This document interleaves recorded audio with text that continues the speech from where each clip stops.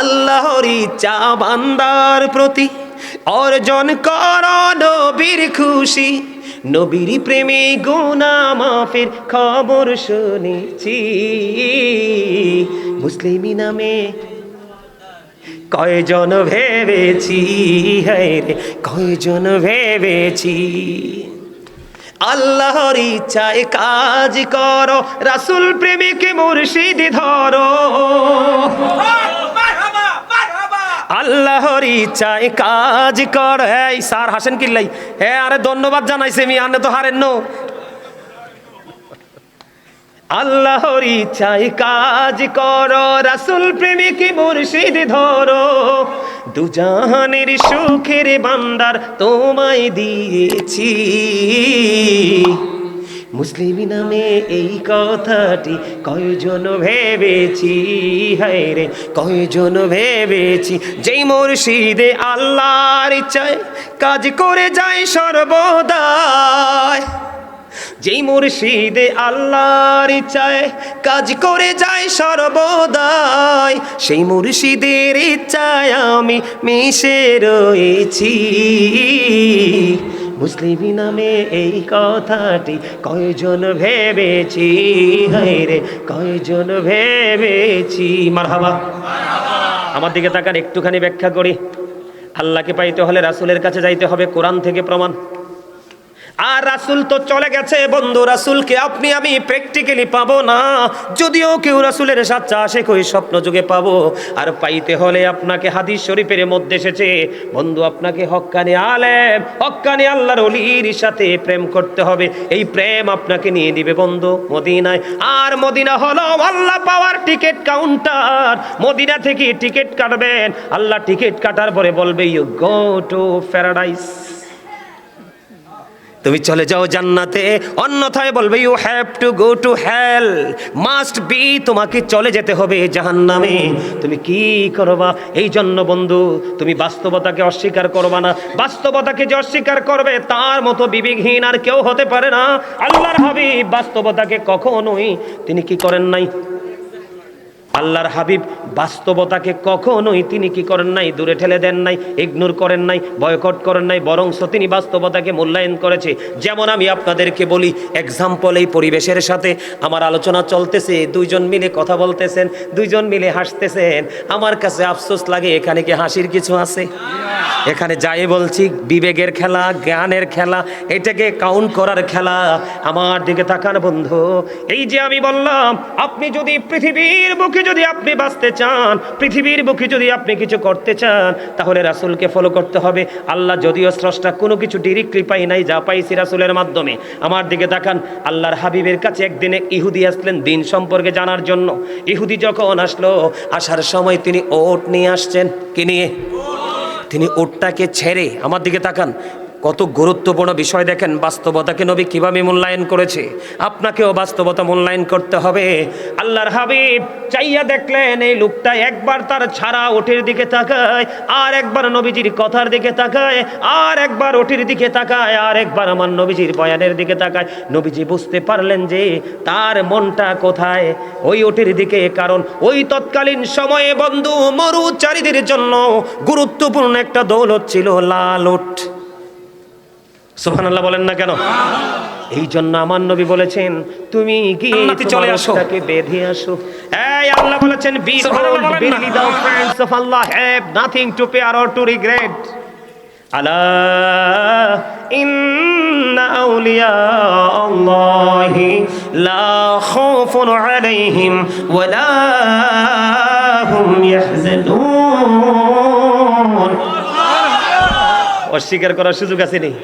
আল্লাহ কয় আতিউল্লাহ, তোমরা আল্লাহর অনুগত্য করো, ওয়া আতিউ রাসূল, রাসূলের অনুগত্য করো, ওয়া উলিল আমরি মিনকুম, তোমাদের মধ্যকার উলিল আমরদের অনুগত্য করো। তার মানে উলিল আমর দ্বারা বুঝিয়েছে তোমাদের মধ্যকার শায়েক আছে না নাই? হক্কানি আলেম, হক্কানি আল্লাহর ওলিরা মনে করবেন যার সিনাই নবীর প্রেম নাই, যার সিনাই ওলিদের প্রতি প্রেম নাই, যার সিনাই সাহাবাই কেরামের প্রতি প্রেম নাই, যার Sinai A to Z completely পূর্বসূরি আইম্মাই কেরামের প্রতি প্রেম নাই, এরা কখনোই হক্কানি আলেম হতে পারে না। এরাই হবে যুগে যুগে ফিতনার কারণ, সমাজকে বিনষ্ট করবে, জাতিকে বিনষ্ট করবে, সমাজের শান্তি শৃঙ্খলাকে তারা ভঙ্গ করে দিবে। আমি আজকে আপনাদের এই মধ্যম তলার জমিন থেকে বলে যাই, আমার এই দাদাভাই যারা আছে, আপনারা দাদাভাই যারা দর্শক সারিতে আছেন, আপনারা চলে যাওয়ার পরে আপনার এই সমাজ আর সমাজ থাকবে না, এটা গজবে রূপান্তরিত হবে। কারণ দিন যত আসছে, হক্কানি আলেম তত চলে যাচ্ছে।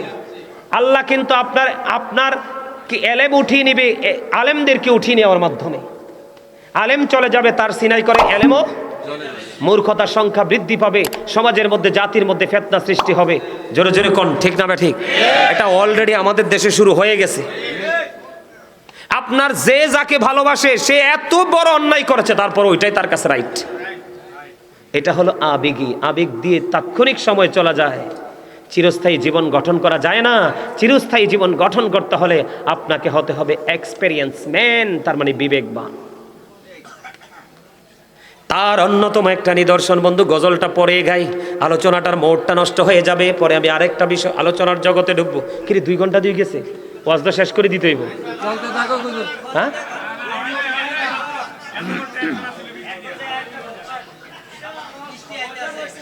কোনটা কোনটা?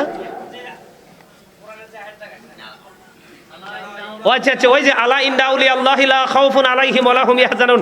আল্লাহ বলেছেন, behold verily the friends of Allah have nothing to fear or two regret. আল্লাহর ওলিদের কোনো ভয় নেই, তাদের কোনো দুঃখ নেই, তাদের কোনো চিন্তা নেই, অর টু রিগ্রেট। তারা পরকালেও চ্যাম্পিয়ন। আল্লাহ কয় শুধু চ্যাম্পিয়ন নয়, আল্লাহ বলেছেন সূরা বাকারাতে, আল্লাহ রাব্বুল আলামিন বলেছেন ইনদা রাব্বিহিম ইউরযাকুন। জোরে জোরে কোন আল্লাহু আকবার। আল্লাহ রাব্বুল আলামিন বলেছেন দে রিসিভ ফুড ফ্রম আল্লাহ, তারা আল্লাহর কাছ থেকে জান্নাতি খাবার বরাদ্দ। তাহলে তাদের সাথে প্রেমের দরকার আছে না? আরে যারা বলেন না। তাহলে আমার ছোট ভাইটা খুব মহব্বত করে আমার একটা মুর্শিদি শুনতে চাইছে, আমি একটু গাই, তারপর আমার আলোচনায় যাব। আপনারা একটু মন দিয়ে শুনবেন, একটু খুব গভীর খেয়াল করে শুনবেন।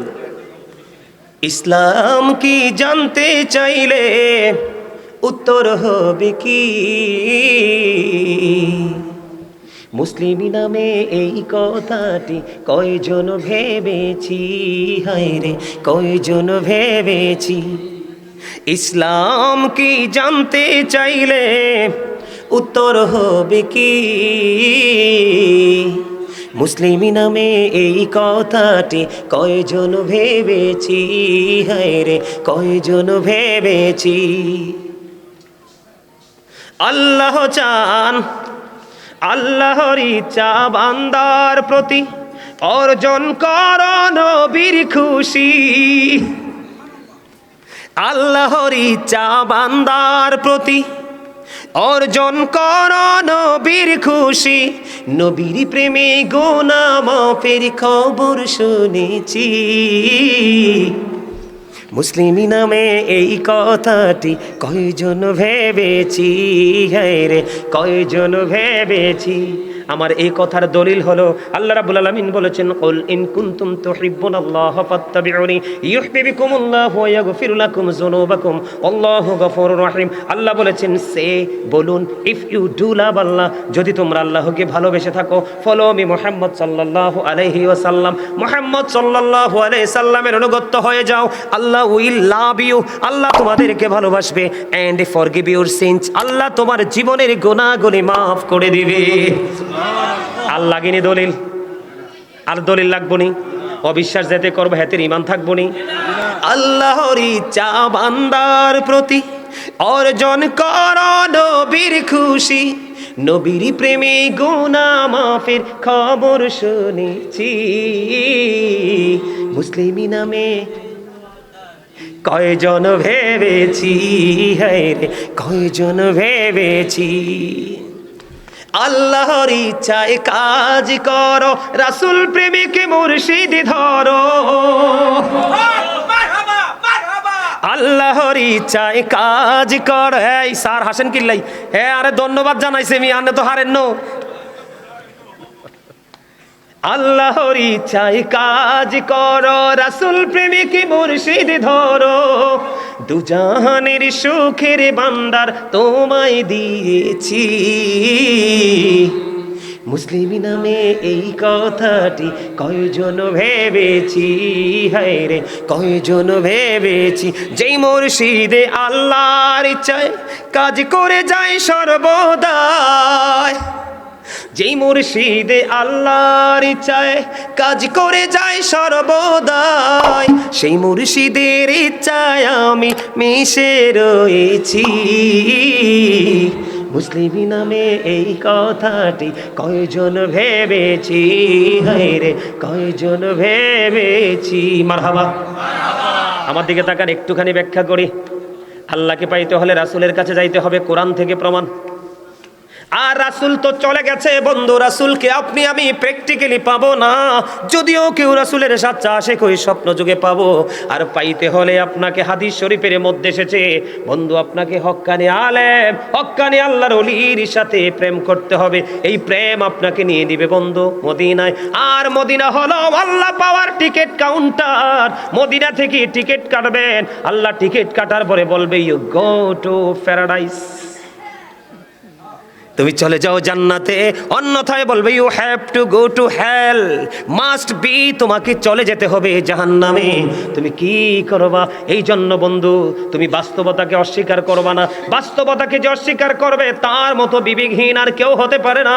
আল্লাহর হাবিব বাস্তবতাকে কখনোই তিনি কি করেন নাই, আল্লাহর হাবিব বাস্তবতাকে কখনোই তিনি কি করেন নাই, দূরে ঠেলে দেন নাই, ইগনোর করেন নাই, বয়কট করেন নাই, বরং তিনি বাস্তবতাকে মূল্যায়ন করেছে। যেমন আমি আপনাদেরকে বলি এক্সাম্পল, এই পরিবেশের সাথে আমার আলোচনা চলতেছে, দুইজন মিলে কথা বলতেছেন, দুইজন মিলে হাসতেছেন। আমার কাছে আফসোস লাগে, এখানে কি হাসির কিছু আছে? এখানে যাই বলছি বিবেকের খেলা, জ্ঞানের খেলা, এটাকে কাউন্ট করার খেলা। আমার দিকে তাকান বন্ধু, এই যে আমি বললাম, আপনি যদি পৃথিবীর বুকে যদি আপনি বাঁচতে চান, পৃথিবীর বুকে যদি আপনি কিছু করতে চান, তাহলে রাসূলকে ফলো করতে হবে। আল্লাহ যদিও স্রষ্টা, কোনো কিছু ডিরেক্টলি পাই নাই, যা পাইছি রাসূলের মাধ্যমে। আমার দিকে তাকান, আল্লাহর হাবিবের কাছে একদিনে ইহুদি আসলেন দিন সম্পর্কে জানার জন্য। ইহুদি যখন আসলো, আসার সময় তিনি ওট নিয়ে আসছেন। কি নিয়ে?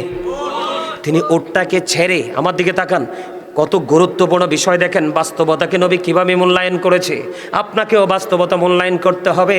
আল্লাহর হাবিব চাইয়া দেখলেন এই লোকটা একবার তার ছাড়া ওটের দিকে তাকায়, আর একবার নবীজির কথার দিকে তাকায়, আর একবার ওটের দিকে তাকায়, আর একবার আমার নবীজির বয়ানের দিকে তাকায়। নবীজি বুঝতে পারলেন যে তার মনটা কোথায়, ওই ওটের দিকে। কারণ ওই তৎকালীন সময়ে বন্ধু মরুচারীদের জন্য গুরুত্বপূর্ণ একটা দৌলত ছিল লাল ওট।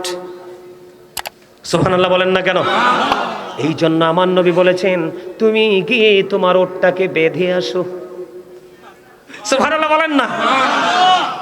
তুমি কি করো? তুমি তোমার ওটটাকে বেঁধে আসো, তাহলে তোমার ওটটাও ঠিক থাকবে, বয়ান শোনাও তোমার জন্য ইজি হবে। কি বুঝতে পারছেন না শিক্ষা? এই জন্য আমি আপনাদেরকে বলতে চাই, আপনাকে বাস্তবতা মানতে হবে। এই পৃথিবীর বুকে কোনো মানুষ আলেম ওলামা ছাড়া কোরআন কিতাব বুঝবে না। তুমি জাননেওয়ালা বুঝনেওয়ালা মানুষের সাথে যদি যুক্ত না হও, নবী চিনতে পারবা না। আর নবীর কাছে যদি পর্যন্ত যেতে না পারো, আল্লাহ পাওয়ার স্বপ্ন তোমার জন্য একেবারে বন্ধু দুর্বিষহ ছাড়ার কিছুই না। হ্যাঁ, আপনারা গোমরাহ হন কেন? আপনারা গোমরাহ হন কেন? আমার একটা গজল আছে, গজলের মধ্যে একটা লাইন আছে খুব মজার। আমার এই গজলটা কেমন জানেননি? আমি প্রায় সময়